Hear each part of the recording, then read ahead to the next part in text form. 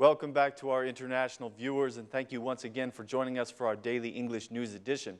As usual, I'm Daniel Cook, your host, presenting a translated version of the news for those of you who are more comfortable in English. Starting from the first week of December, all mobile phones that enter Albania must have their IMEI code registered. This is a stipulation of Article 54 of the new law on tax procedures. Not only is it obligatory for the importers of mobile phones, but also for any citizens who buy a mobile phone abroad.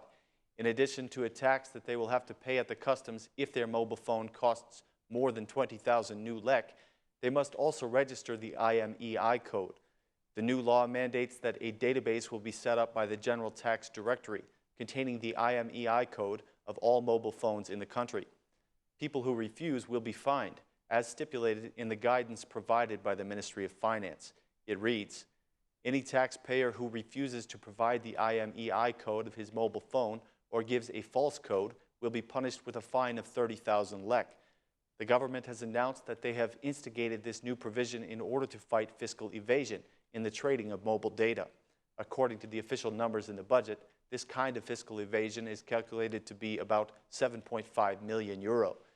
There is some concern that giving out the IMEI code creates the opportunity for phone tapping. Last year, the government discussed the idea of creating a database containing all unique identification numbers of mobile phones, but they later withdrew from this initiative.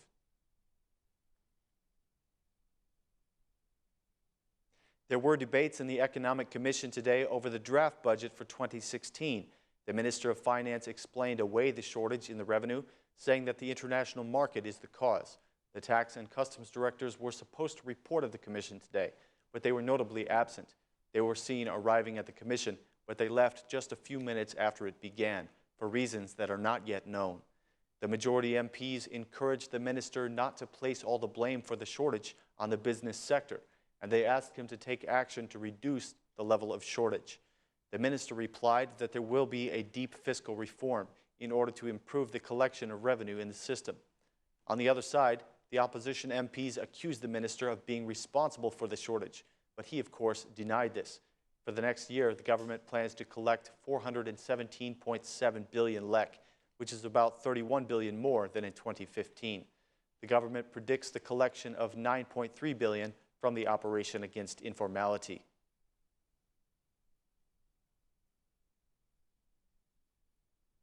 Today's Security Commission meeting saw a fierce debate between the majority and the opposition on the budget for the State Informative Service. The Democratic MP Aslan Dojani traded personal insults with the Socialist MP Piro Lutaj, and the Guard of the Republic had to intervene and calm the two MPs down. A few minutes later, Dojani stood up and left the meeting.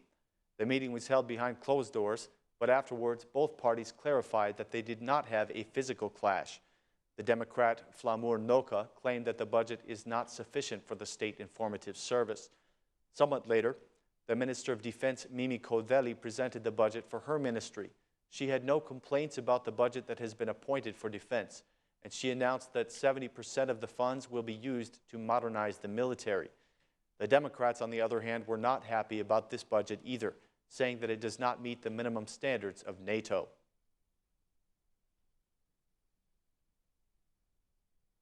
At today's meeting of the Democratic Parliamentary Group, Lulzim Basha spoke about the bill on decriminalization, calling it a filter for the incriminated. Basha sees the bill as the only way to rid the institutions of people with criminal histories. He said, "The consensual law on decriminalization will filter all the incriminated out of the parliament, out of the government, and all the public offices. Edi Rama allowed this crime to come into power," said Mr. Basha. Blaming the majority for the criminals in parliament, Basha reiterated his call to the citizens to join the protest against the government on December 8th. He encouraged the Democratic MPs to vote for the amendments of the opposition on drug testing and for the consensual draft of decriminalization, which is expected to be adopted by Parliament tomorrow. He went on, "The consensual draft awaits adoption in Parliament, but today I want to call the MPs to also approve of the request for drug testing. Policymakers should be the first to give an example in this. The law includes the termination of any MPs whose mandates conflict with the law, so there will be no possibility for the incriminated to continue as MPs. They will no longer be allowed," said Mr. Basha.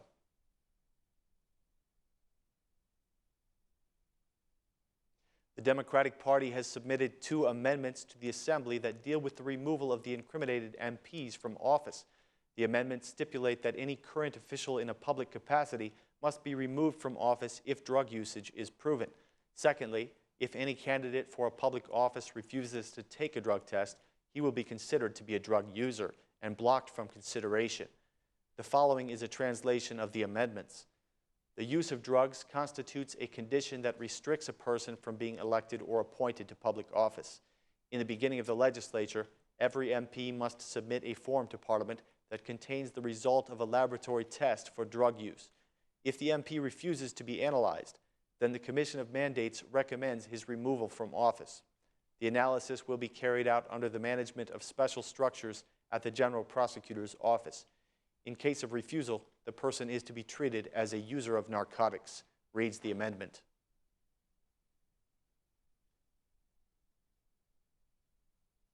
The Assembly Speaker Ilir Meta is currently on a visit to Italy, where he met with the head of the Chamber of Commerce, Laura Baldrini. Together they talked about accelerating the removal of taxes on transportation and the intensification of cooperation between Italy and Albania. Mr. Meta had this to say: "Let us strengthen and solidify our strategic partnership and the cooperation between our parliaments. We should also strengthen economic cooperation and increase the presence of Italian businesses in Albania." Boldrini spoke about along similar lines, supporting the relations between the countries. "I am sure that there is much we can still develop in terms of our institutional and parliamentary relations," she said. "For this, I have the pleasure of offering cooperation. The 2 parliaments should join forces and create a system that is based on mutual exchange, which can be much to the good of both sides," she said. After praising Boldrini's contributions to the Albanian people, especially during the Kosovo War, the head of the Assembly invited her for an official visit to Albania.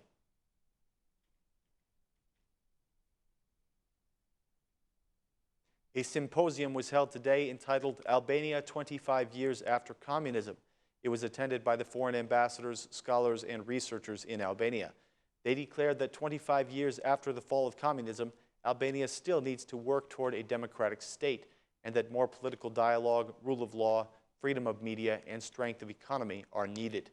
The U.S. Ambassador Donald Liu had this to say: "I think that there is great desire to change. The decriminalization agreement is a sign that big changes are coming. I think that the justice reform will be adopted in the coming weeks." The EU Ambassador Romana Vlahutin also spoke.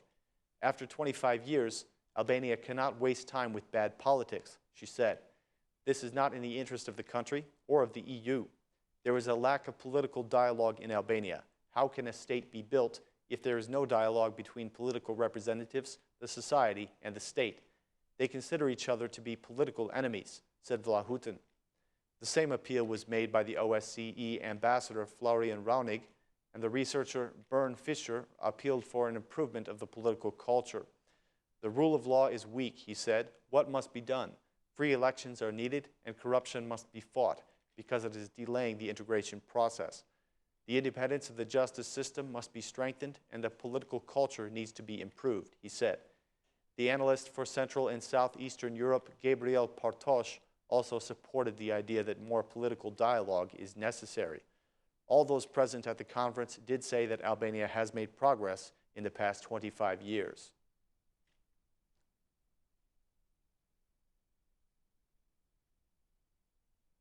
Thanks for joining us this evening, and remember to tune in at the same time tomorrow for more translated news in English. Have a great night.